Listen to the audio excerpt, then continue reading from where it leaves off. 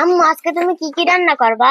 আজকে রান্না করবো এই কলমি শাক ভাজি করবো, আর তোমার দাদুর জন্য আর রাফিনের জন্য এই বাইলে মাছ দিয়ে আলু ভুনা করবো।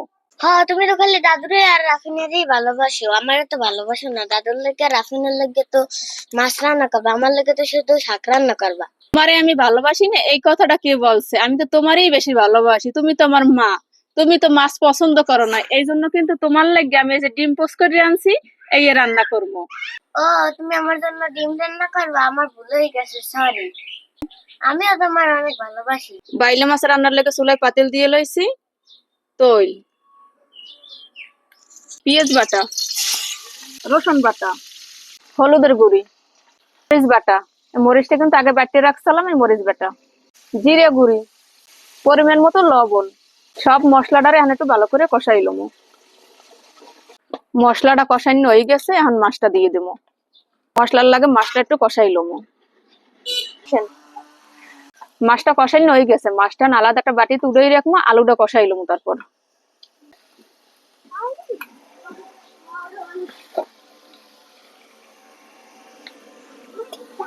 এখন এই মশলার মধ্যে আলুটা দিয়ে দেবো। মশলার লাগে আলুটা একটু কষাইলো। আলুটা কষানো হয়ে গেছে, এখন এই বোনা মাছটা আলুর মধ্যে দিয়ে দেবো। পরিমাণ মতো পানি দিয়ে দেবো। বাইলে মাছ বোনাটা কিন্তু হয়ে গেছে, মাছটা এখন উড়েই ডালিয়ে লমো। বিসমিল্লাহ। মাছটা রান্না করা হয়ে গেছে, এখন শাক ভাজি করার লাগে পেঁয়াজ রসুনটা বাজতে লইছে, এখন শাকটা দিয়ে দেবো। বিসমিল্লাহ।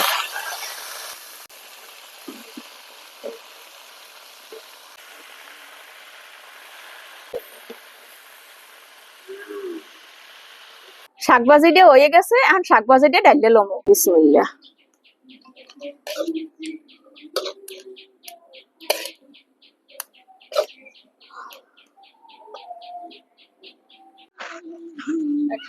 আম্মু আমি স্কুলে যাই। আসসালামু আলাইকুম।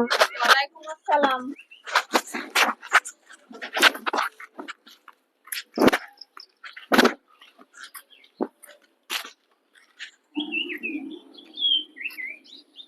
স্কুল দিয়ে ভাত খাইতে বই পড়ছে, আম্মু আজকে শাকভাজি করছে। প্রথমে শাকভাজি দিয়ে ভাত খাবো।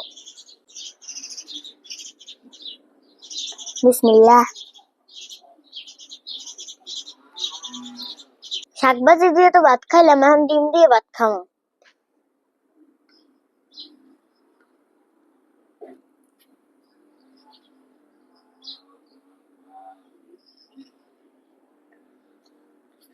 শাক আর ডিম দুইটাই কিন্তু আমার অনেক পছন্দ।